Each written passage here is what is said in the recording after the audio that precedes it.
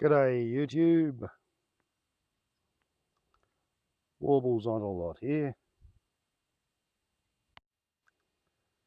Let us analyse America's antics. Those of you familiar with the channel will possibly recall that about 10 weeks ago I made a video titled America versus MurriKa. It was an outside fire video starting at sundown. And as I recall it, I made that video about 3 days after the American Tuesday, 3rd of November 2020 election. I made it when it was clear that Trumpy had lost the election, but he was pretending that he had won. I made it when Trumpy had just fired a bloke called Mr. Esper. And Mr. Esper, he had been Trumpy's particular Secretary of Defense, who had refused to put the Pentagon and its regular military forces onto the Black Lives Matter protests back in October. That's who Mr. Esper was. He was the grown-up in the room who said, no, Mr. Prissy Dunce, you can't sick the Pentagon onto protesters, even if you want to call them rioters. The fact that apparently most of the arson and a lot of the breaking and entering and looting was actually committed by or led by people who didn't actually live in the districts where it occurred, and a bunch of them are apparently supposed to have been right-wing, white supremacist, neo-fascist, Trumpist, agents provocateurs. So if there was a peaceful protest going on, you'd get right-wing extremists going in there and setting fire to things to try and make the protesters look like rioters. So, yeah, apart from that, there's a provision of an amendment perhaps to the Constitution, which since the US Civil War was concluded back in 1863, there's been a hard black letter law against deploying regular US military forces against US citizens or against deploying them onto US soil. And, however, owing to the Patriot Act as brought in by Bush and left there by Obama and improved upon by Obama, it became acceptable in the interests of suppressing or preventing terrorism. If somebody was designated as being a terrorist, then the Pentagon could be deployed against them if they were US citizens. Thereby it was lawful to launch drone strikes against Americans who were fighting in Yemen. Not long after that, it then was extended so that if the terrorists were on American soil and they were American citizens, it still became lawful to deploy drone surveillance and drone strikes, or in other words, to deploy US regular military forces against US citizens on US soil. All you had to do was satisfy your public relations department that whomsoever you were deploying against was a terrorist.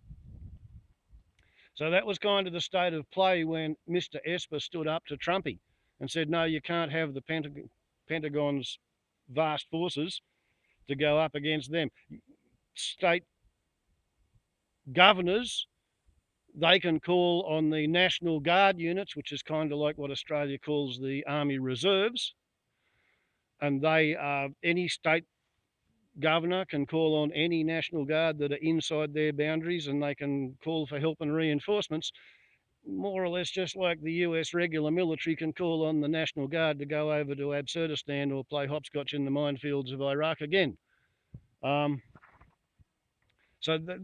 the US National Guard, they have jet fighters and tanks and artillery tubes, and they have attack helicopters, and they have transport aircraft, and they have a huge amount of war-making potential. But it was the National Guard who shot down the university students at Kent State in 1968. It wasn't the US Army. It was the National Guard. So Mr. Esper stopped Trumpy from trying to order out the National Guard because he's the president. He can only order the Pentagon, and the Pentagon can't operate again.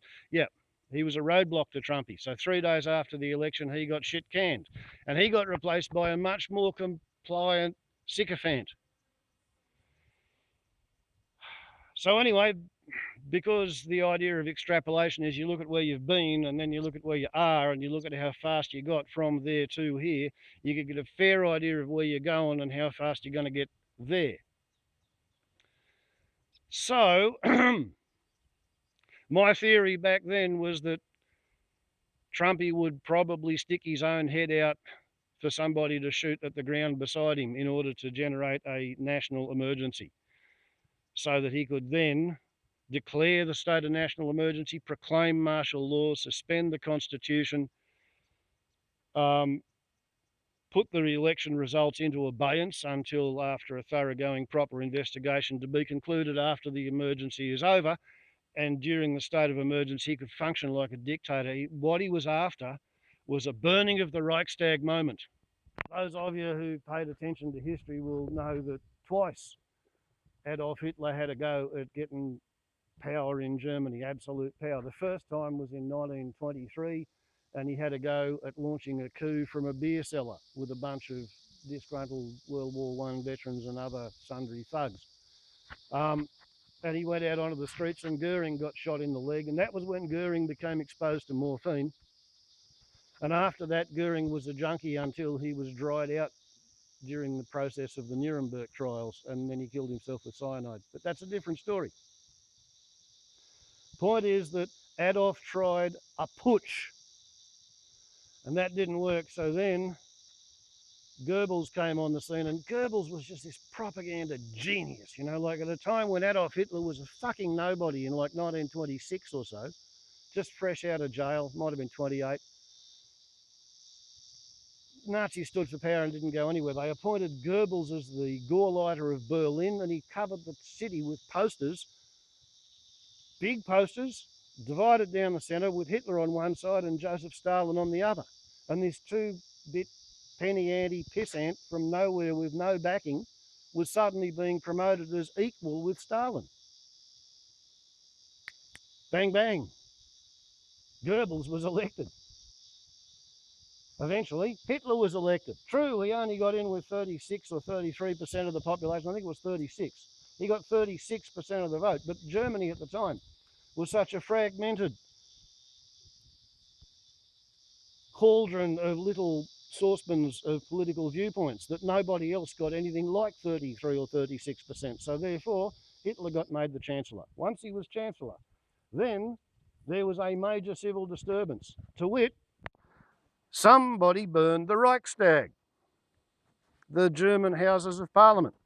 And when the Reichstag got burned, Hitler declared a state of national emergency, and he implemented Der Führerprinzip.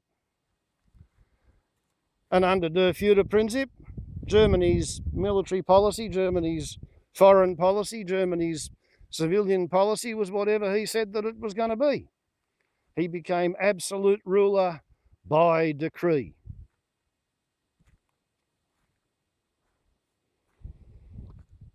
Well, nobody shot at Trumpy. All the forces of defence were far too well mannered. He became increasingly strident. He launched something like 64 court cases.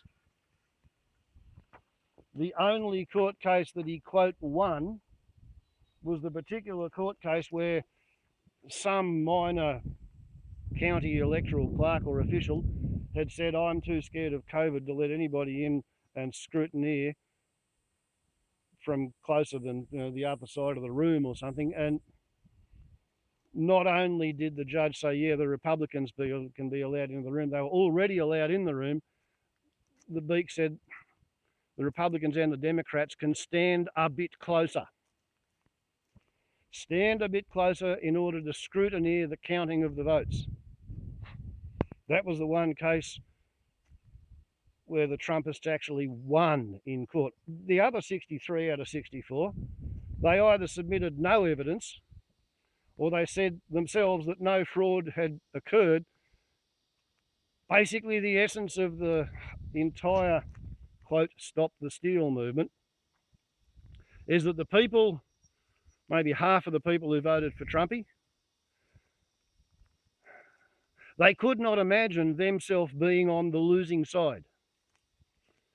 They'd been voting Republican for quite a while, and Trump had finally won, Obama had lost.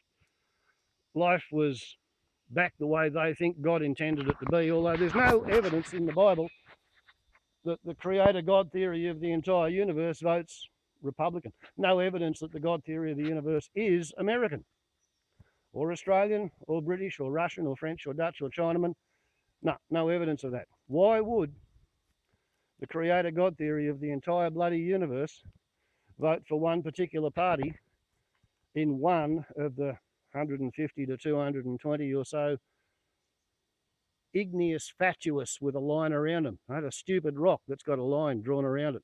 Anybody who lives within is my tribal countrymen, and they are my friends by right of birth, and anyone who lives outside it is my enemy. Enemy. Someone just like me. Enemy. Yeah, I can't see the God theory of the universe getting involved in any of that sort of shit fight. However, part of the way Trumpy scraped up his 60 million or however many he got in the 2016 election, the way he scraped them up while the Democrats basically stayed at home because they thought Hillary was going to romp it in because Trump was such an obvious clown. The way he scraped up his 61 million back then was that he promised the extreme right-wing anti-abortionists of the little spider that I don't want to scare the dead off. He promised that he was going to overturn Roe versus Wade by stacking the Supreme Court with ultra right-wing conservative Christian extremists, and he's done his best to do that.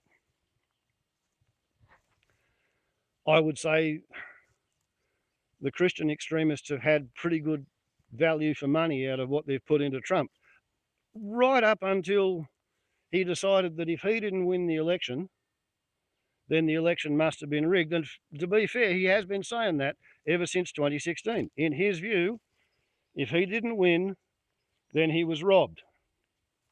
Now, this, from a psychobabble analysis viewpoint, this is tantamount to an admission of guilt or admission of fact that he regularly, routinely wins by cheating.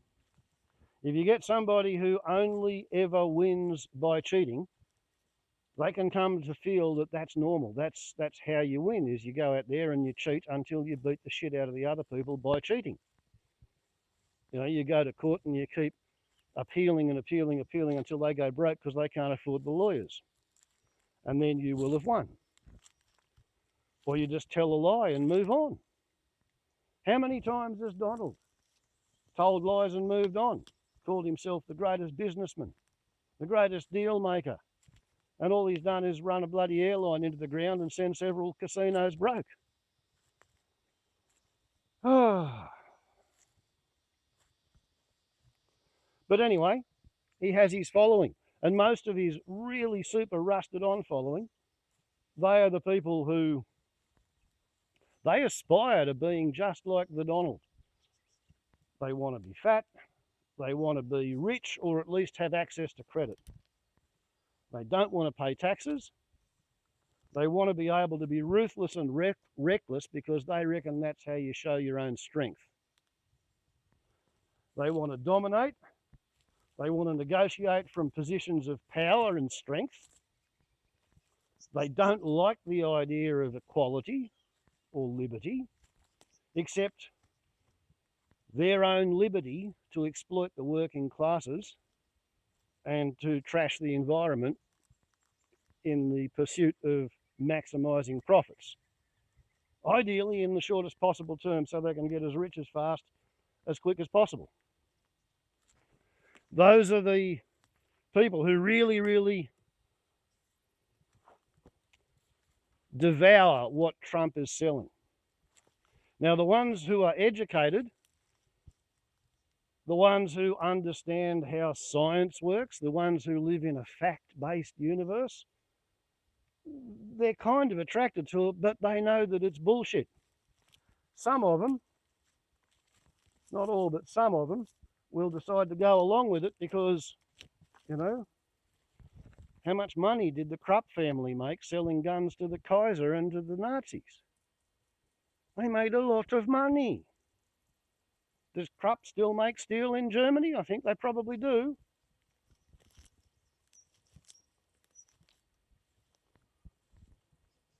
So there are people who will, you know, they'll get into bed with all kinds of strange critters if it's going to make financial sense for them. So yeah, there are rich people who are in favour of Trump. Rich people who think he's a great bloke. But there's a lot more uneducated, poor people, aspirational people who feel that because they now are not as well set up and wealthy as their parents were, they don't have the security in their old age that their parents had. They feel like they've been robbed because they've been told their entire existence how America leads the world and how they are on top of the heap in terms of God's chosen race kind of thing. You know, it's an idea that permeates all the Abrahamic religions. 5,000 years ago, the goat farmers and the beach fishermen, they decided that they were God's chosen race. And they've been telling it to their descendants ever since. And when Christianity schismed away from Judaism, they got that theory that Gott mit uns. Gott mit uns! It's what the German Kaiser's army had cast into their belt buckles. Every soldier had Gott mit uns. God's with us. God's on our side. Whatever they did on earth, they figured that God would tick off on it in heaven because Gott mit uns, because chosen race. And 600 years after the Christians schismed, all of a sudden, the Muslims turned up with the whole same idea because they had all the same old prophets. It's not surprising that Gott mit uns is a theology that appeals to somebody who has worked really bloody hard and got not very much at the end of it. So, it is not any great trick to stand up there on a podium or behind a rostrum or whatever you want to call it and speak eloquently at a microphone telling such people nostalgic fairy stories about a long lost golden age back when their ancestors were the most advanced tribe on the planet, when they effectively ruled the world, when the world was their oyster, when they had lots of good jobs with lots of money to be made.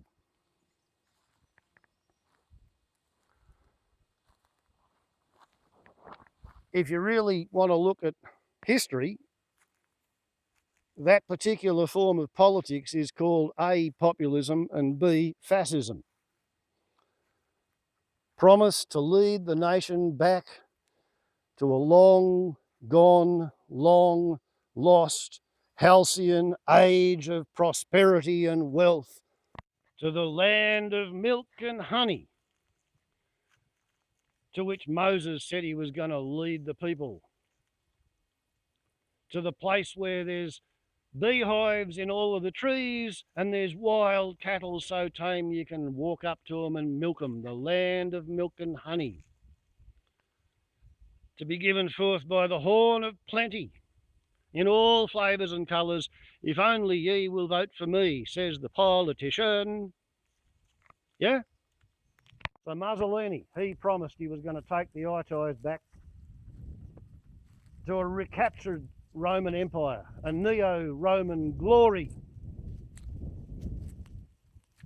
in Libya and Ethiopia and Somalia. And they bought it, they believed it, right up until they actually tried to do it. Didn't work out so well for them in the long run. Eventually, Mussolini was hung from a lamppost with piano wire, with his mistress beside him. Didn't work out so well. Adolf of the Hitler variety. He promised he was going to lead Germany back to some Carolingian myth via the Gotterdammerung. He said he was setting up a 1,000-year Reich in 1933 when he named himself Der Führer, and it lasted till 1945. At the 10-year anniversary of his proclamation that he was Der Führer, that's when General Paulus surrendered at Stalingrad and he lost his 6th Army. 12 years for a 1,000-year Reich. That's what happens when people put their faith in voting and cheering for a tyrannical dictator, a populist fascist. But 74 million people voted for Trumpy in 2020. 74 million. He raised his vote. Remarkable. His problem is that 81 million people voted for Joe Biden because 52% of Americans said they don't want to be ruled by Trumpy. They don't like Trumpy. They don't think he's competent. They don't think he's good for America. They don't think he's good for the world. They decided that even if he promises to make them more money by having a trade war with China, they don't think that's going to work out very well for him. So they didn't vote for him. They voted against him. What we've seen since is a dummy spit on a national proportion. Nobody shot at him, but one Fruit Loop in his Winnebago in Nashville, Tennessee, it for a while had the look of the start of a wave of explosively expressed discontent, but it was only the one. I think they did find somebody else trying to jury rig a copycat into their Winnebago, but it Winnebang didn't. They got caught instead. So instead of that, suddenly Trumpy decides that he's going to call a rally in Washington on the same day, just before the Senate meets to ratify the vote. This ancient ritual procedure that goes back to the days of carrier pigeons and messengers riding on horseback, when that was the only way to get messages across the excited status of Norte Americano. So what was supposed to happen was the Vice President was supposed to take an envelope and say, well, this is what's in the envelope. Can somebody, verify with me that these are the numbers written on the bit of paper, and we will vote to accept the ballot. The results of the count sent in by 50 different state governors.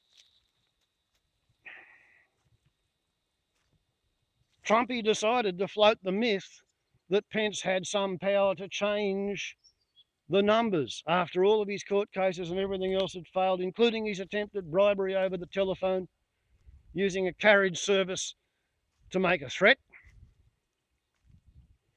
He threatened the Republican governor of Georgia that if he didn't somehow magically find 11,000, 12,000 votes out of nowhere for Trumpy, then he would be complicit in allowing a fraudulent election result to be perpetrated on the American people, and there were criminal consequences for such a thing. So yeah, he made threats against electoral officials. So you've all seen the tapes. Trumpy stood up there in front of a crowd of people he'd invited there over weeks, people who'd flown in from the other side of the country, driven there from all over the country. He said to them, We're going to walk down to the Capitol and we are going to convince Pence and everybody down there to abandon American constitutional transition of power. We're going to get Trumpists appointed for a second term because we can't imagine losing. Because we can't imagine losing, we must not have lost. Therefore, there must have been a conspiracy to make us look like we lost. And the fact that nobody can find any evidence of any such conspiracy, well, guess what? That must be evidence of how big and how deep and how broad and how thoroughgoing was the conspiracy, that it covered all its own tracks. And that's why there's no evidence of the conspiracy, because the conspiracy was so big and so good. And there's just this little feedback of pseudo logic where they lose themselves in running up their own arsehole. Like the grand celestial ouzel bird, born on the equator, circumnavigates the Earth, flying in ever-decreasing concentric circles until it reaches the North Pole or the South Pole, depending on whether it turned left or right in the beginning of the story. When it reaches there, it disappears up its own arsehole and becomes an egg, which has to roll down to the shore and float back to the equator in order to hatch on a tropical island where the grand celestial ouzel bird can then commence its circumnavigatory lifestyle. So, there we have the Trumpists. How many of them are there? Well, it's actually a growing phenomenon over there. The fact that Trumpy has been kicked off Twitter and he's kicked off Instagram. I don't know what else he's kicked off because I don't use these platforms. I think his YouTube channel might have been shut down because he was attempting to foment more rebellion. It's what he was doing. He wasn't just rousing a rabble. He raised a mob, and the mob had been specifically infiltrated by chosen, invited Trumpist loyalists, if that's a term, comprising many of the white Christian supremacist extremist militias. The people who figure that because an American is entitled to bear arms back in 1780 or something, therefore he's entitled to wander around with an open carried 9mm or 45 caliber handgun slung on his hip like a hog leg, and a 15-shot or 30-shot semi-automatic civilianized version of an assault rifle on a neck sling, wearing full camouflage, flak jacket, Kevlar battle hat, and he's just walking around the streets because he's entitled to do this, therefore that's what he's doing.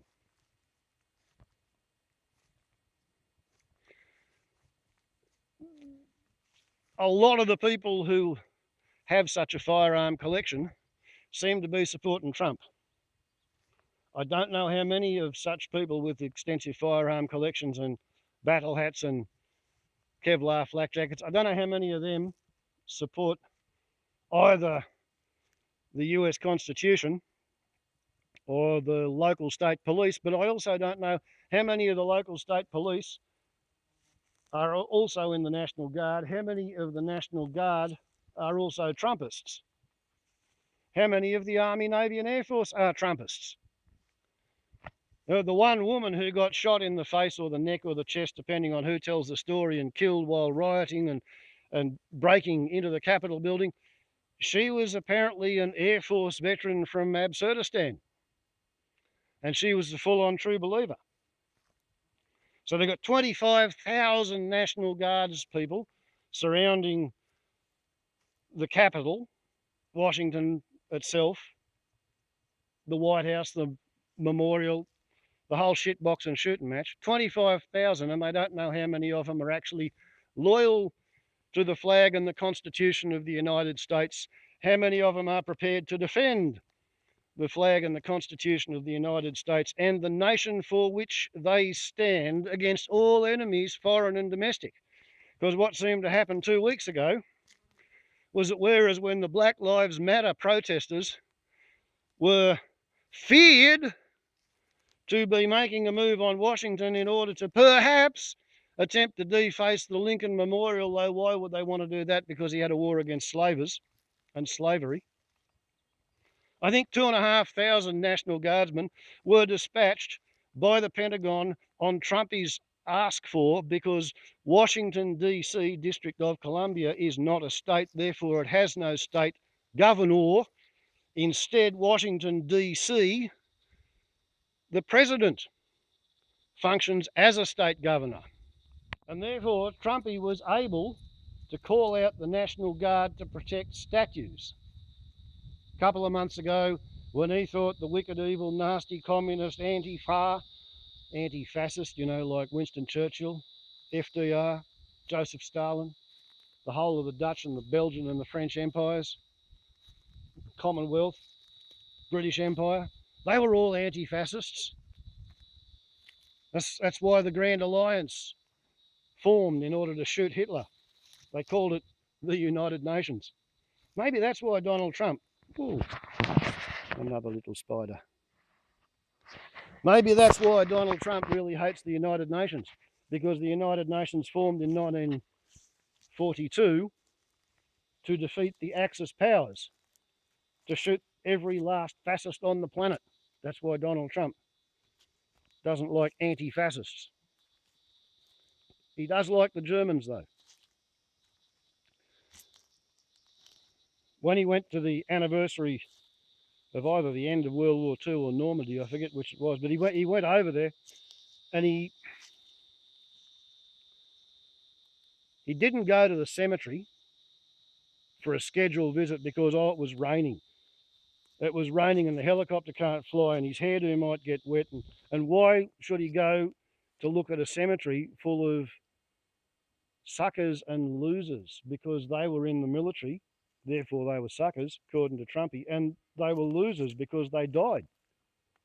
That's how he sees military service, suckers and losers. That's apparently why he had bone spurs on whichever foot it was that he can't remember now. Kept him out of Vietnam, though, because his daddy had a doctor who was on the payroll.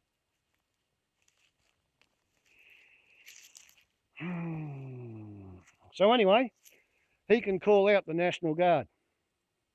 And what happened? 2 weeks ago, the mob hits the Capitol building. Through the mob are moving, sometimes in single file, wearing camouflage gear, flak jackets, battle helmets, backpacks, festooned with ropes and rope ladders and climbing gear, come a mob called the Oath Keepers. There was the Boogaloo Boys. There was the Michigan militias in every form imaginable. And they sort of arrowed through the crowd, swimming through the people like a shark through a school of fish, to misquote Mao Zedong and Che Guevara. So they rapidly got to the front of the queue and climbed walls and busted windows and kicked doors in. Some of them were off-duty military. Some of them were off-duty police. Some of them were videoed carrying double-ended zip ties called zip cuffs, which are manufactured on exclusive supply contracts for law enforcement agencies. So where did the Trumpletonian stormtroopers get their zip cuffs from? Good question, isn't it? Somebody come along with a van full of Molotov cocktails and parked it but didn't get to use it. Somebody else thoughtfully donated a pipe bomb with some kind of electronic detonation mechanism to the front of the Democratic convention headquarters and the Republican convention headquarters or committee headquarters, putting them in such a way that they were noticed. Perhaps they were notified in the same way the Winnebago in Nashville was notified by a call to the police saying that shots had been fired. But anyway, the upshot was that a lot of police were sucked away from the necessary defence of the Capitol building because they had to investigate these 2 improvised explosive devices. Another marvellous magical feat of American marketing jism. So the thing is, in Vietnam, one of the reasons the Americans had to pack up and piss off and go home was because they kept losing so many of their troops to booby traps.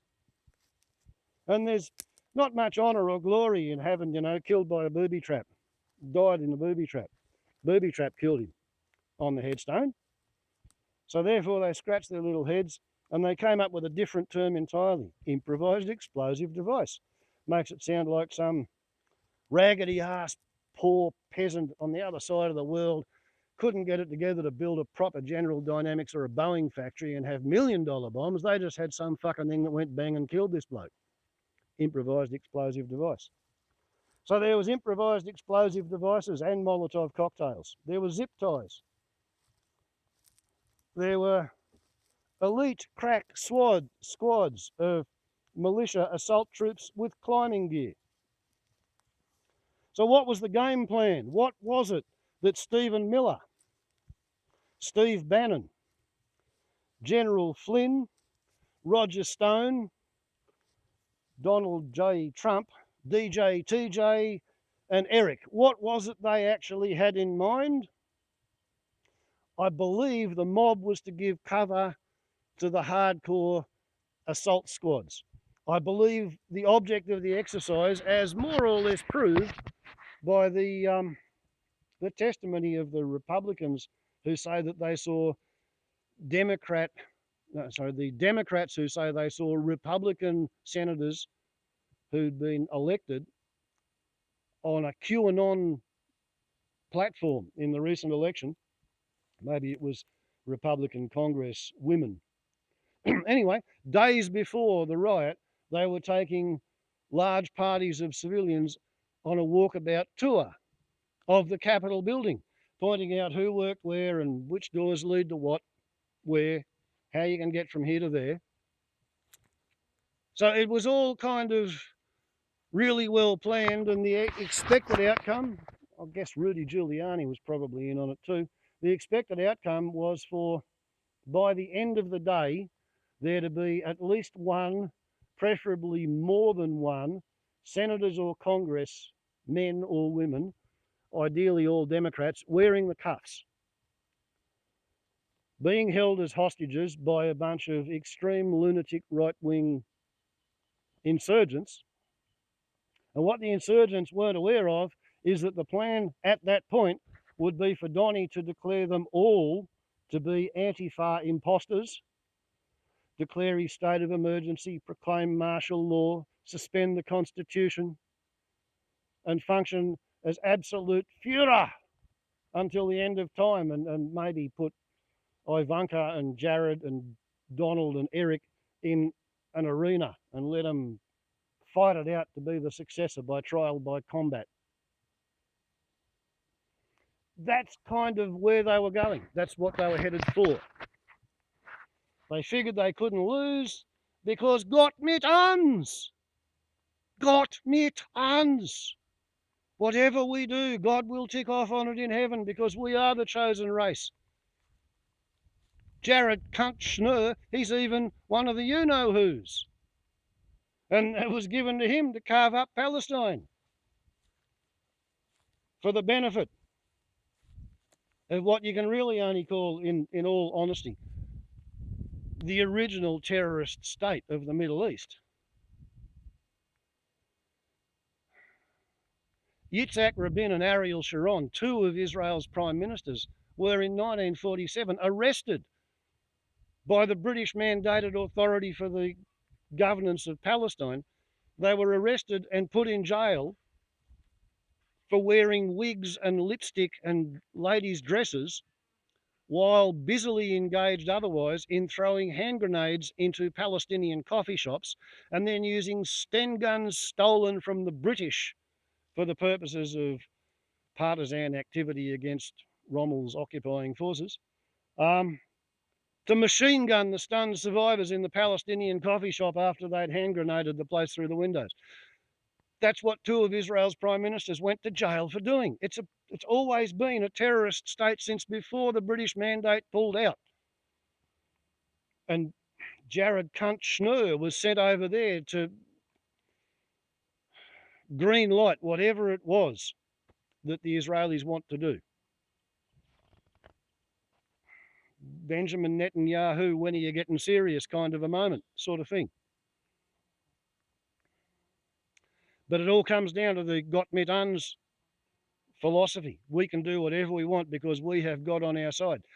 Because we pay lip service once a week by going to the church or the temple or the mosque, and we make all of the ritual noises and we see who's getting on with who, and therefore we can do what we want.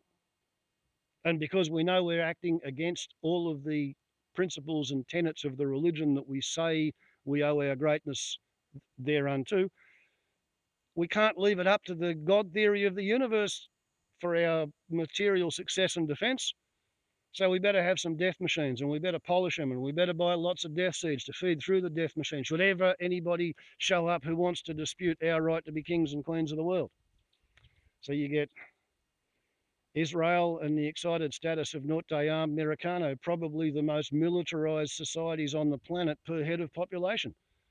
And they have all of these death machines to protect themselves from whatever they can imagine of which to become afraid, because God's on their side. It's just they think their God's fucking powerless. That's why they rely on having guns. And now God failed to come through in the election for them. Trumpy lost.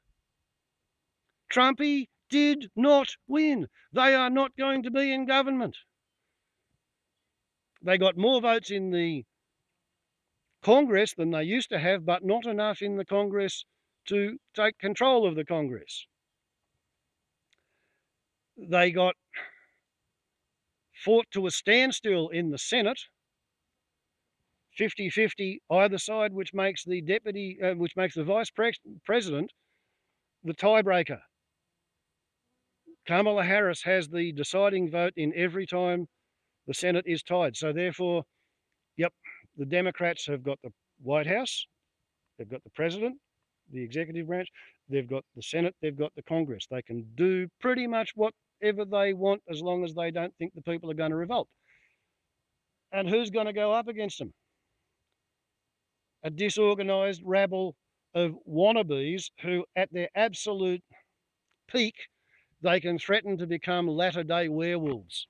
They're going to stay behind the enemy lines and fight for fucking Hitlerism after the inauguration. They're going to fight for the fascist daydream of returning America to when it was great. When was America great? They don't fucking know. Some of them say 1930s. Oops, no, Depression. Some of them say 1940s. What, really? All those war dead, maimed, injured, alcoholics, head fucked from PTSD, bouncing off the trees, driving with no speed limits. 1950s, oh yeah, you know, like Korean War, the Cold War, losing the space race. 1960s, Cuban Missile Crisis. Like, when was America great? When was America great? One of the best parodies on that particular slogan. Red hat, white letters embroidered. Make America greater again. Just spoonerize the spelling, transpose it. Greta, make America greater again. Yeah? I think the Bat Eaters Lament virus will take care of that. So, that brings us kind of to here. That's what has happened to this point. What happens next? Well, I would venture to say that if Trumpy had have succeeded in the plan 2 weeks ago to have captured a couple of Congress people and senators, then he would have tried his declaration of emergency, go the whole bit. He would have had his Reichstag burning moment. He could have installed himself as Führer. But that didn't happen. So now what he's got is, a bit like von Stauffenberg after the failed coup, isn't it? because he called up a mob, and well, he called up a rabble and he turned them into a mob, and he infiltrated them with assault squads of agents provocateurs. He stormed the Capitol with his followers. He told them he would be there, he was going to be leading. And then he sent them off and he pissed off and watched it on TV. For 45 minutes, the Washington Capitol Chief of Police was on the phone to the Washington Mayor, who was on the phone to the Pentagon, who kept getting blocked by Trumpy's sycophant who was appointed 10 weeks ago. And Trumpy's sycophantic ersatz last ditch stand-in Secretary of Defense, he kept saying, oh, no, I can't send the National Guard over there. I haven't got the authority to do it. He didn't decide he had the authority to do it until Mike Pence came on the phone and said, well, they haven't hung me and I'm in the underground bunker and I've survived and the police are still fighting. You better get the fucking National Guard over here, Munchkin. The coup has failed. So Pence has been whitewashing Pontius Pilate, getting the blood off his hands from the moment he knew that he'd been exfiltrated before the insurrectionist, terrorist rebels revolting in the name of Trumpism, carrying a Confederate flag into the Capitol building. One fella, he got videoed before he got to the Capitol building, walking down the street, telling people how the remedy is death. For the politicians who are in that building, we're going to go up there and the remedy for them is death. And then he got videoed using an American flag on a stick to beat a policeman. Another policeman got his head caved in and he died from having his head bashed in with a fire extinguisher. The FBI has caught and charged a retired fireman with throwing a fire extinguisher and hitting 3 policemen with it. Must have been a pretty good snooker player. Bing, bang, bop, in off, eh? Where is America going to go from here? Are these arseholes going to wake up to themselves? Are they going to accept the fact that when your candidate loses an election, the graceful thing to do is pull your head in, be happy with the fact that you tried, and wait for the next election and hope that more people will come to their senses next time? That's what the Democrats did when Hillary Clinton lost, because the rednecks had already had to put up with a black fella for 8 years. They weren't going to have a white woman. That's just all there was to it. And the Democrats figured, oh, well, it's in the bag. Nobody's going to vote for Trump because he's a ridiculous, unqualified, bullshit artist clown. But there was enough people who felt disenfranchised because they weren't getting the onward and upward progressive American dream that they'd been told their parents and had, that they'd enjoyed when they were kids, and it was all turning to shit before their very eyes. Why was it turning to shit before their very eyes? It was turning to shit before their very eyes because the broadacre agricultural death cult of harvest everythingism has run out of resources as of 2009. It started 12,300 years ago at Göbekli Tepe in southeastern Turkey, or what's southeastern Turkey here now today. Hunter-gatherers came from 500 kilometres in all directions every spring, summer and autumn to feed the stonemasons, building large rectilinear T-shaped monoliths. The top of the T was lined up with radials, and they were all around the circumference of a circle pointed towards the centre. The vertical faces were bas-relief carved with the animals standing up on the otherwise flat, perfect rectilinear surfaces. And these square section vertical monoliths with T pieces on the top, they were mortised into square sockets in the bedrock of limestone. They were really high grade. And for 30 years, the hunter-gatherers brought wild food to feed the stonemasons every summer. They come back after 31 years, and some of the grass from 500 kilometres that way has hybridised with some of the grass from 500 kilometres that way from seeds that were dropped in the midden. And we know that because 30 years after the start of the midden, the first hybrid seed appears. And 300 years after that, all the seeds in the midden were hybrid varieties. There was no more wild harvested grass, berries, nuts, fruit, nothing. The broadacre death cult of harvest everythingism had sentenced itself to depend on only what they sowed and weeded and watered and reaped and harvested and stored, plus whatever they could capture from their neighbouring tribes.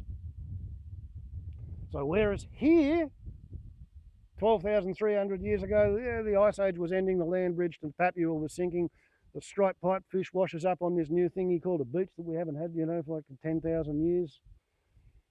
And a new way of life appeared because the old way washed away. And the new way of life was dedicated to caring for country because it was dedicated to growing the ecology of the biosphere, making more life occupy more space because more niches were created for more life and everything interdependent. It was a successful religion and a successful way of life, and it took 1,000 years to move around the whole country. And here, the idea was that you didn't ever have a population that was larger than the number that could be supported during the last month of a 10-year drought.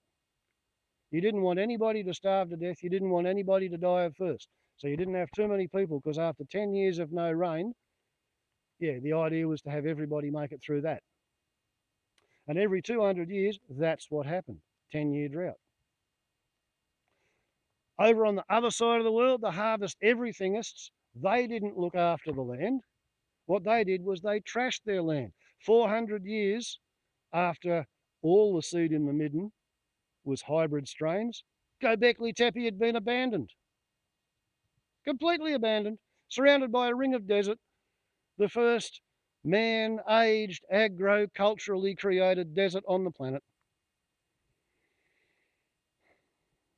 Yeah, and in 2009, harvest everythingism finally ran out of resources. It got to the point where it doesn't matter what you try to do. You can't make any more money by borrowing any more money to invest in anything that's going to burn any more oil to do anything than what you're already doing. So oil prices have fallen and interest rates have dropped to nothing. So even without anthropogenic global warming and the ever-increasing frequency and ever-increasing intensity of the record-breaking extreme weather events, even without that, even without the bat eater's lament virus killing the sick, the old, the fat and the men, without that, you've still got the fact of habitat destruction, resource depletion, salination, desertification, industrial utilitarianism has nowhere to grow into. And Trumpy has just spent 4 years getting the Americans to try and burn more coal, burn more oil, make more of everything so that you can afford to sell it, so that you can afford to buy more cheap, shiny landfill from China. All those MAGA hats were made in China. All his daughter's clothing line made in China. But he sets China up as a bogeyman for his rusted on Trumpletonian dim damn dumb fuckistanis to use as a proxy, a hate target, a whipping boy. So where's America going to go next? I don't think anybody knows. I think the safest prediction is that it's unlikely to resolve itself happily and peacefully through everybody in America waking up tomorrow and deciding that they've been wasting their time pursuing a figment of a deranged imaginitis and they need to come to their senses. I don't think they're interested in doing that. I think they probably, a lot of them want to have a second civil war because, let's face it, for about 160 years, they have made a religion, a secular religion, out of revering the history of the first American Civil War. Everywhere where there was ever anybody shot during the Civil War, they've got a plaque on the ground. If there was any kind of a skirmish, they've got a battlefield remembrance site. There are people who make their living selling replica pistols, replica uniforms. They worship Mars, the god of war. When they're going hungry, of course they're going to turn to Mars. I just can't see them doing it any other way. I wish it was different. I wish they'd wake up and decide they all want to be pacifists and vegetarians and dedicate themselves to repairing the bloody damage that the agro cult of harvest everythingism has wrought upon the planet. But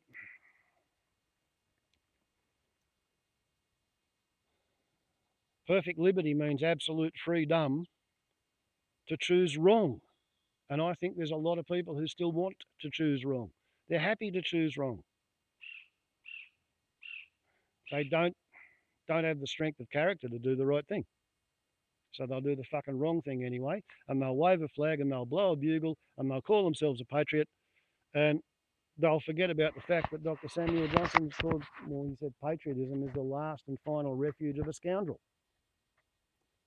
You want to rob, you want to steal, you want to murder, you want to loot, you want to arson, you want to rape, wrap yourself in the flag. Say you did it for the sake of the nation. And everything's forgiven. You come home a hero. Pension, medal, get to march up and down the main street once a year. Yeah. Last and final refuge of a scoundrel. And, you know, I'm sure Trumpy would say there were good scoundrels on all sides. Warbles on a lot to YouTube.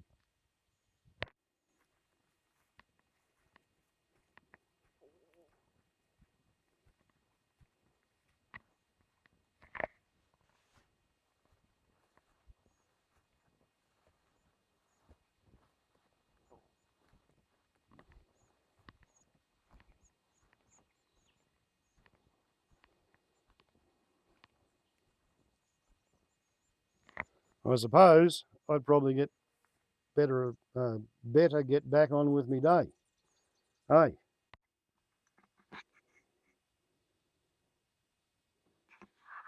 This morning we have newly released video to show you. It's been put out by the New Yorker. It captures the mob of Trump supporters marauding through the Capitol looking for lawmakers. The Washington Post reports that the extremists were minutes away from reaching Vice President Mike Pence. We want to warn you the video is, of course, disturbing, and we have not censored the foul language because we want you to see this in its full meaning. Here it is.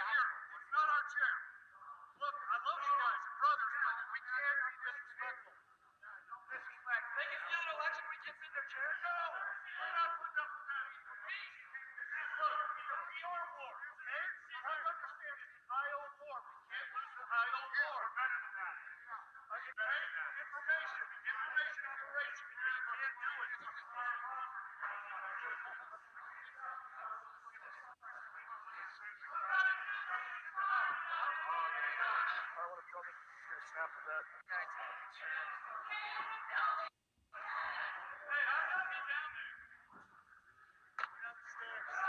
Look here, look. Ted Cruz's objection to the Arizona objection. He's going to sell us out all along.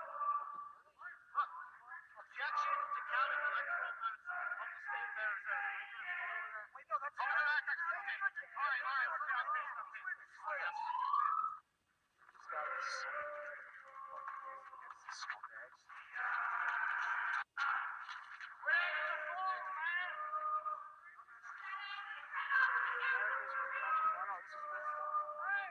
We're acting a fool.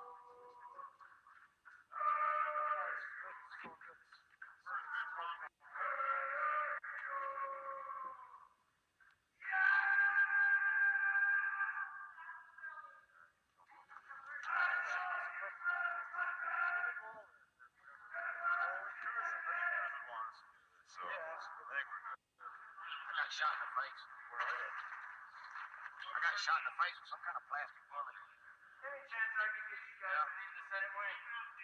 Well, I've been making sure they ain't disrespecting the place. Okay, I just want to let you guys know this is like the sacredest place. I know. Hey, no, and I'm gonna take it. I'm gonna take it. See, I'm a chair because my dance is a fucking trick. Well, I'm not one to usually take pictures of myself, but in this case, I think I'm gonna give exceptions to that. Hey, you and Ray, can we take a picture with me now? Let's take my phone.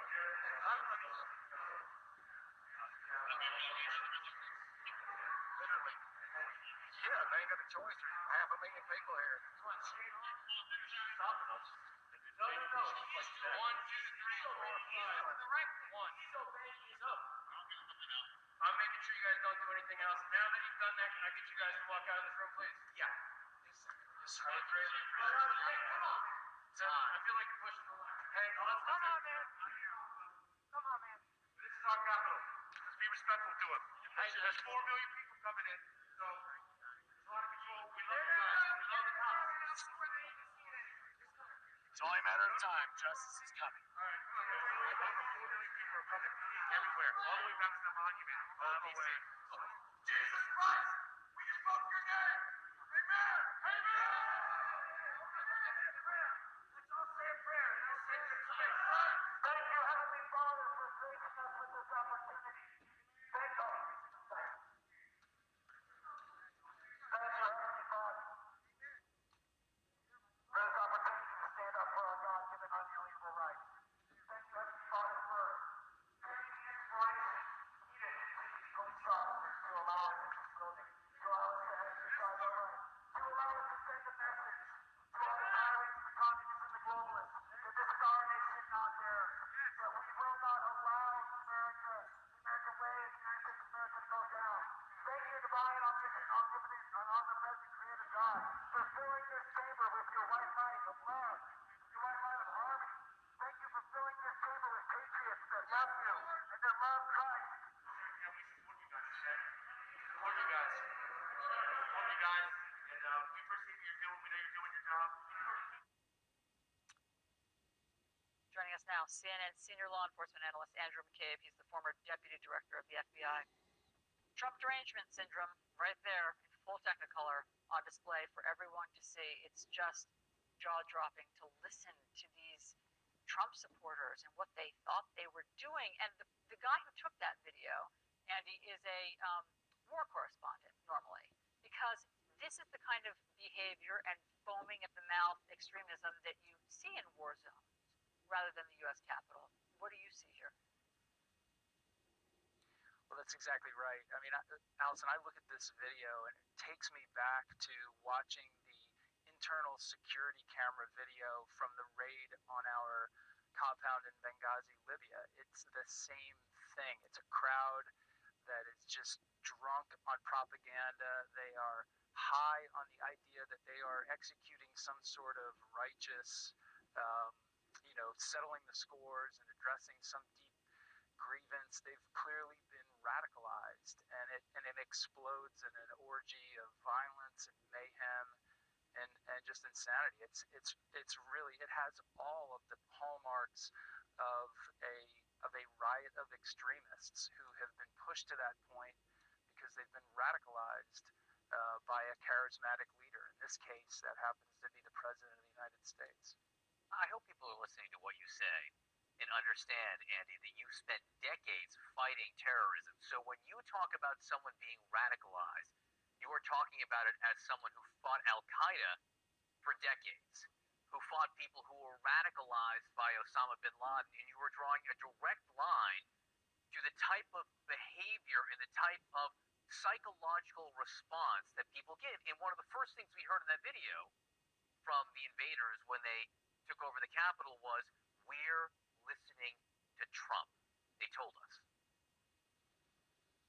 That's right. I mean, it's absolutely explicitly clear, which, by the way, is not going to be helpful to the president as he tries to defend himself in an upcoming impeachment trial. It's pretty solid evidence that people took in his message as a direct order, an incitement, an encouragement to go and wreak that kind of havoc on our Capitol. But this has all of the hallmarks of the development, the radicalization of a group, and the execution of violence by a group of extremists. That's what happened here.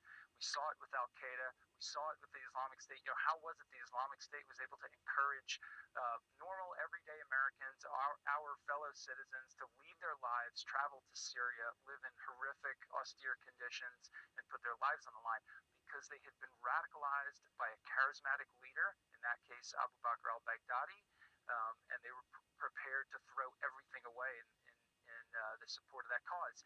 That's essentially a version of what you're seeing here on the Capitol. It's remarkable, and I should say, John, it doesn't end here. Many of these people who have been caught under this spell, you can see in the video, you can see the ecstasy, how satisfied, how they feel like this is a victory. They are going to take that sense of victory and and satisfaction back with them to their communities. They're going to share that with their like-minded associates on social media or in person-to-person groups. And this moment, 1/6, is going to continue to be a moment of inspiration and a continuing radicalizing element for that population of right-wing extremists here in this country. Mark my words. Andy, thank you. I mean, it's chilling to hear. We appreciate you helping us understand what we're seeing. I wish we didn't have to get this to us in reality right now, but thank you. Yeah. Okay, so there you just had a little bit of a look at the size and the scope of the temper tantrum they threw a fortnight ago. You can see how sanctimonious, self-righteous, self-satisfied the rioters were, the rebels, the revolutionaries, the insurgents. Like a lady called Elizabeth said, I got maced. Why did they mace me? It's a revolution. We were only storming the Capitol.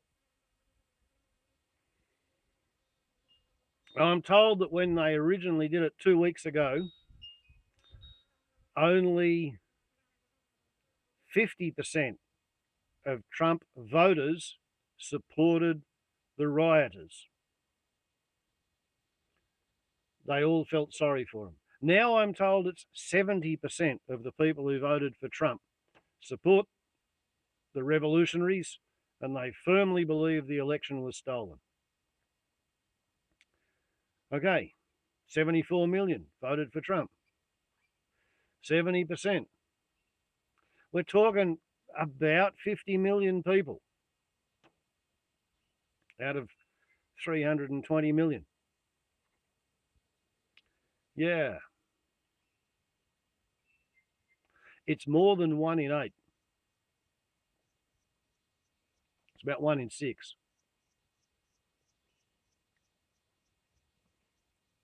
One in 7. Something like that.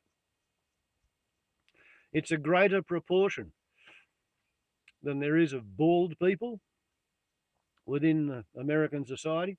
More people are violent Trump supporters than are bald. More people are violent Trump supporters than are colorblind. More people are violent Trump supporters than are same-sex attracted. Because baldness, colour blindness, and same-sex attractiveness runs at about 1 in 8. No, sorry, 1 in 12, which is 8%. Yeah, this is 1 in 6. Might be 20% of Americans. It's a worry. It's not as big a worry as when Germany voted for Adolf and then sat still. But because of the way the state governors control the National Guard within their borders, if the red states decide to team up against the blue states, and if some of the red states dispute leadership with other of the red states, and some of the blue states dispute leadership with others of the blue states, you could have at least an 8-sided contest going on in terms of balkanized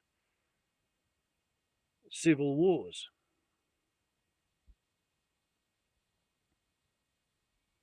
And nobody knows how many of the police and how many of the National Guard and how many of the Army and the Navy and the Air Force and the Coast Guard and the Marines and how many of the FBI and how many of the Homeland Insecurity and how many of the No Such Agency, that's National Security Agency, how many of them are actually dyed-in-the-wool Trumpletonians? Because, let's face it, if you haven't got fascist tendencies, you don't apply for a job in the Homeland Insecurity Agency.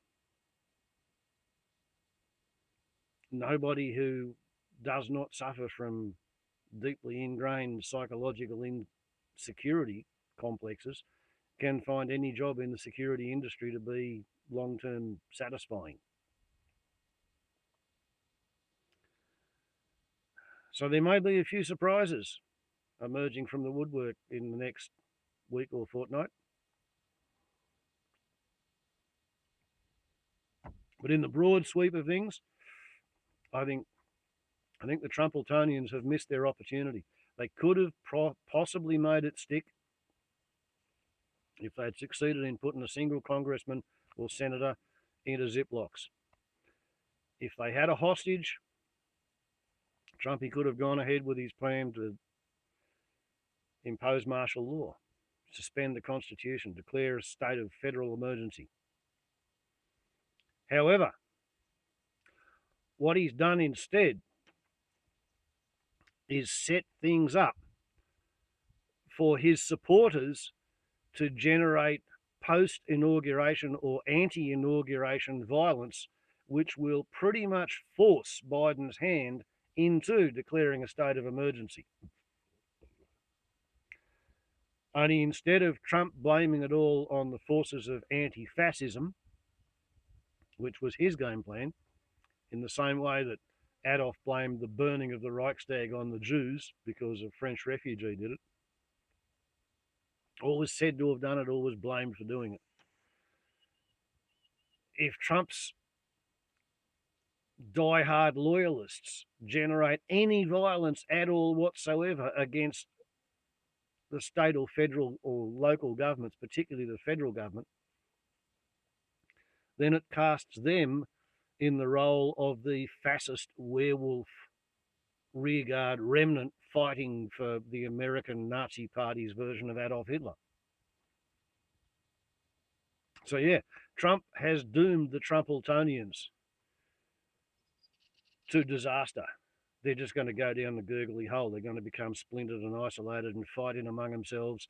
And the whole time they're going to have the entire Army, Navy and Air Force hunting for them. All the Pentagon's drone-based surveillance and strike capability, which has been withdrawn from every US neo-colonial, post-imperial war all around the world by Trumpy, as he's run away from all of America's wars in the last 3 months, 6 months. All those otherwise unemployed assets stateside are available to go chasing domestic terrorists. Just like the people who tried to take over the Capitol and erect a gibbet, a hangman's noose, on a set of very badly designed half-assed gallows using softwood from the local hardware store, it would have fallen down the first time they tried to hang someone on it and they began to struggle or kick. But they nevertheless did their best go. Yeah, analysing America's antics. What are the Yankees going to get up to next?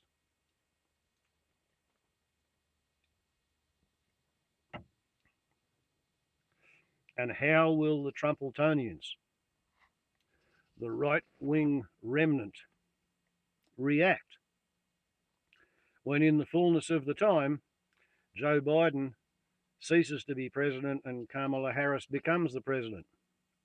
Because nobody's really expecting Mr. Biden to run for re-election in 2024. And Kamala Harris is best placed to run after Biden steps down. How are the white supremacists going to cope with that? It's not a rhetorical question. It's a matter of some not small import.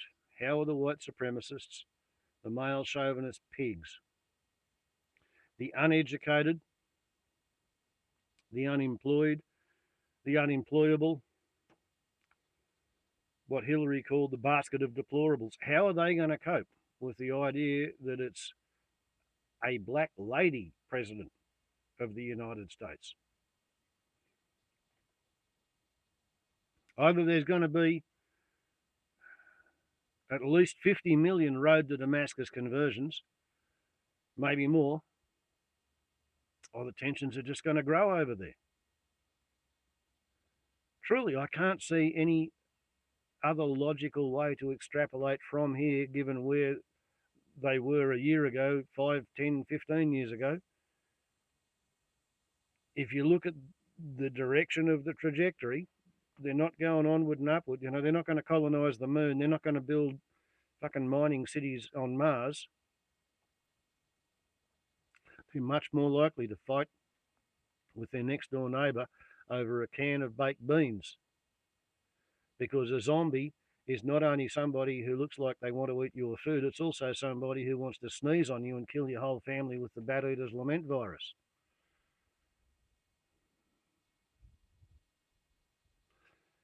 It's a very slow, gentle start to the apocalypse, but it's pretty fucking apocalyptic, nevertheless. It's pretty fucking apocalyptic, nevertheless. Not bad entertainment, you know, like quite fascinating. Very interesting to watch from diagonal trans-Pacific distance. Analysing America's antics. What will they do next? What will they do next?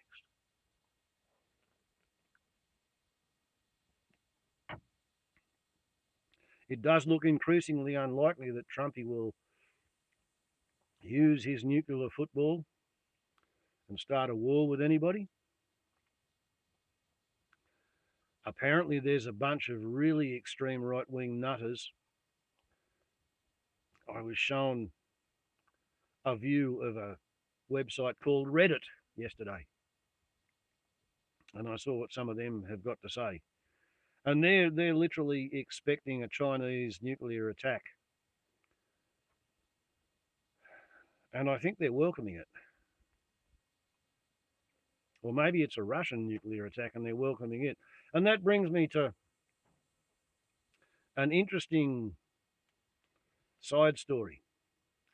The role Melania has played.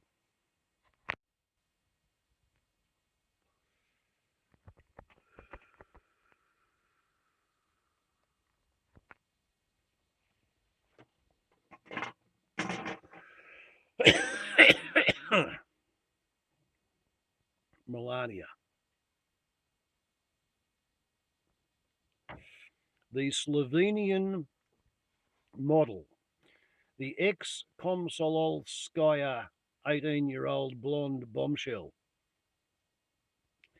the deeply devoted, fully committed little communist who, as soon as the wall fell down, suddenly ran away to the West and took up a job in modelling with some doubtful identification papers and doubtful permission to be there and doubtful permission to work.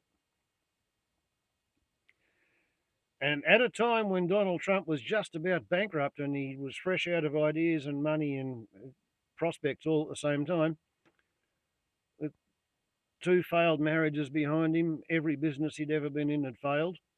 He'd run out of his father's money. He was looking for more money to roll over his debt. And he married Melania, the deeply committed communist from the Komsomolskaya. And at the time, Russia was under the control of Comrade Colonel President's Neo-Tsar Vladimir Vladimirovich Putin, with the rank of colonel denoting his time in the KGB, successor to the NKVD, which used to be Stalin's death squads, political police. The Soviet Union's version of the Gestapo, the Geheimstaatspolizei, the government secret state police. So when Melania married Trumpy had no money, he had a lot of debts, and he had a fairly high social profile considering that he was about to go broke.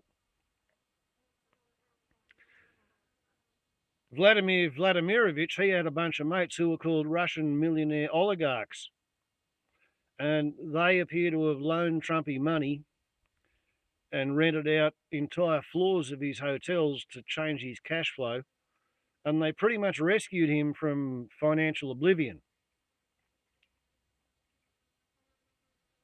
And he's now $420 million in debt, $300 million of it to Deutsche Bank, who said they're not going to do any more business with him, but he has to pay the money back. All of it, within 6 months. Now, if I was of an excessively conspiratorial state of mind, I might say or suggest that the KGB appears to have dispatched, set up as its last gasp, as the wall fell down and the Soviet Union disappeared up its own arsehole, what they call a deep cover honeypot sleeper program. Deep cover means Melania wasn't supposed to go to the West and actively behave like a Soviet spy. Sleeper program means she was supposed to stay in place and be innocuous and blend in for a long time.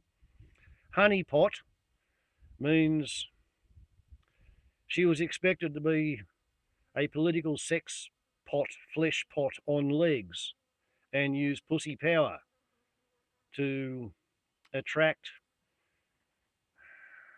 seduce, court, marry, and effectively bridle and rein and halter train the son of a rich capitalist, one who was in financial difficulty. And she picked Trumpy, and she's ridden him all the way to the top of the ziggurat of power. She didn't think he was going to win the election. She was devastated when she had to pretend to be Mrs. Madam Lady President. But as far as Comrade Colonel President's Premier Vladimir Vladimirovich Putin is concerned, Melania's done an excellent job. I mean, the Komsomolskaya was a sort of a unisex combination of the Hitler Youth and the Bund Deutsches Madel, which itself was a German politicalized version, or fascistized version of the British monarchical boy scouting and girl guiding movement. Well, the fundamental idea was to bush train and militarize the children and youth of the nation so that when the nation went to war, in order to further their imperial aims, the little city-bred bastards wouldn't be fucking useless in the bush. And whether it was singing dib, dib, dib, dob, dob, dob, and talking about Belgala and Bajira and all sorts of Indian traditional names for animals that Englishmen and English school kids never ever got to see in the jungles that weren't in England, or whether it was the Pafad Pafinder Bund becoming the Hitler Youth. and whatever the Germans had for Girl Guides becoming the Bund Deutsches Madel, band of German maidens, bred, trained and raised up to breed with little Hitlerites. Well, Stalin saw that going on and he thought, we got to do something like that. So the Komsomolskaya was formed to politicize and militarize the unisexualized youth of the Soviet Union. And Slovenia was a satellite state of the Soviet Union. So therefore, Melania was militarized. She was politicized. She was filled full of zeal. And then she was sent out and she married bloody Donald Trump and pushed him up the ziggurat until he became president, whereupon he did whatever the Russian president said he was to do. Oh, why would you listen to the American Secret Service when the Russian president says that, like, oh no, the Russians didn't hack your computer. Oh, no, no, no.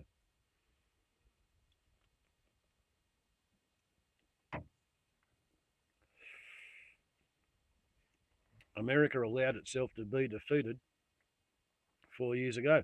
It narrowly escaped becoming a populist, fascist, feudal neo-kingdom, really, because that's what Trumpy would have tried to turn it into.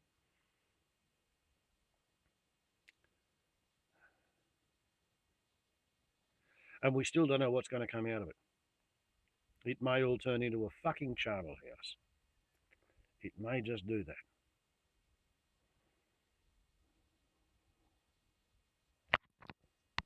And so, on with the day.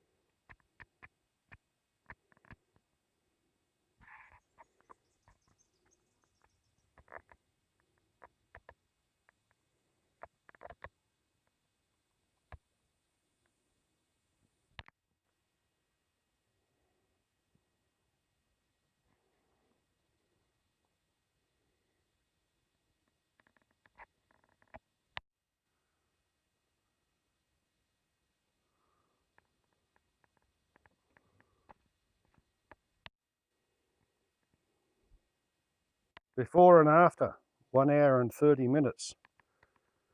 But that was in town, not on ground like this.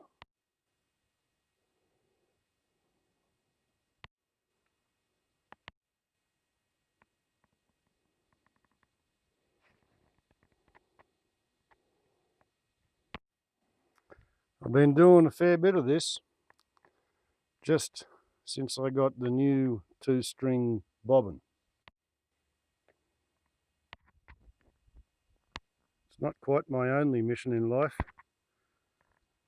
but you can see how far I have cut down the head-high grass through which a grass fire will run under the half-dead, air-dried canopy. Anytime the rain runs out and we get a 35 or 40 degree day after 2 or 3 35 degree days with no wind, no cloud, humidity under 20%, and a strong wind from anywhere, all that head-high grass will dry off and crisp and burn, and the only way to prepare for it at this point in the time is to cut it down and use it for compost, use it for mulch, hold the moisture in the soil and try to sit in the middle of the biggest, wettest, greenest patch that there is in the micro topology create somewhere where the topsoil rises up to cover over the rocks and the grass has some chance of staying alive and holding some moisture.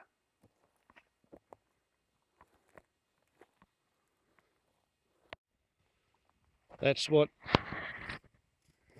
getting on with my day means, you see.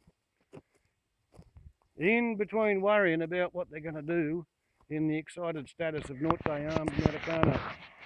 Oh, and by way of an update, those of you familiar with the channel will no doubt recall the dehydrated, rehydrated, dried frog. Well, it still resides, I won't say lives, but it resides atop the yellow box stump. Been there for months. Nothing has ever thought of eating it. It has a couple of times blown down in the wind, but it's always been recovered.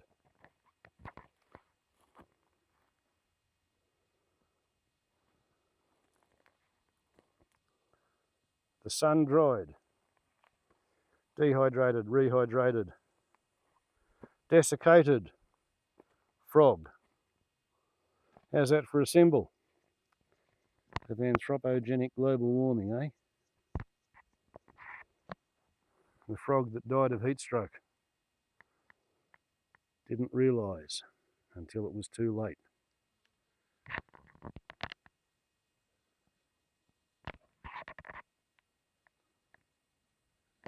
Nothing beats a time-expired gum tree for visually pictorialising how evil is live,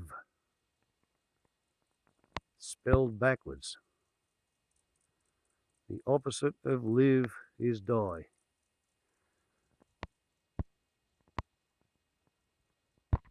Live spelt backwards is evil. It's pretty simplistic, sympathetic magic, that one.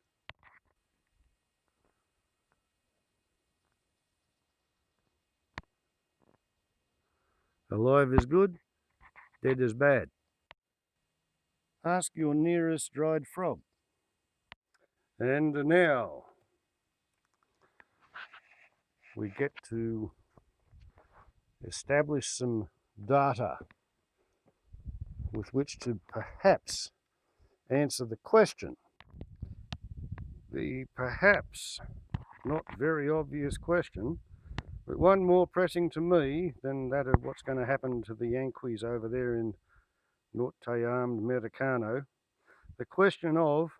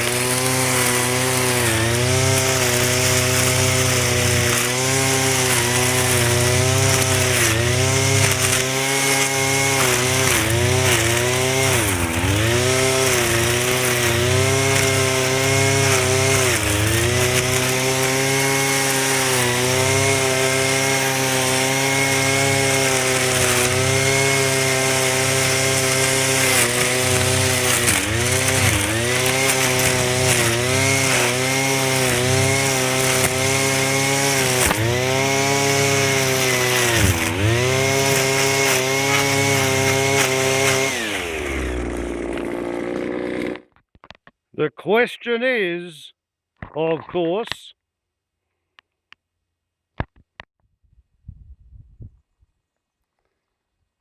in hard use,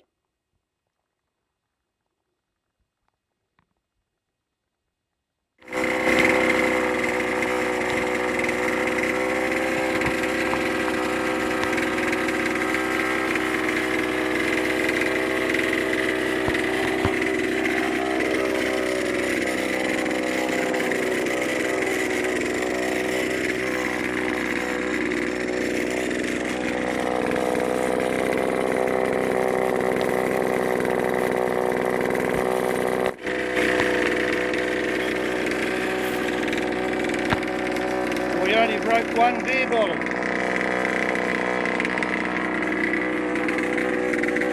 In 25 minutes.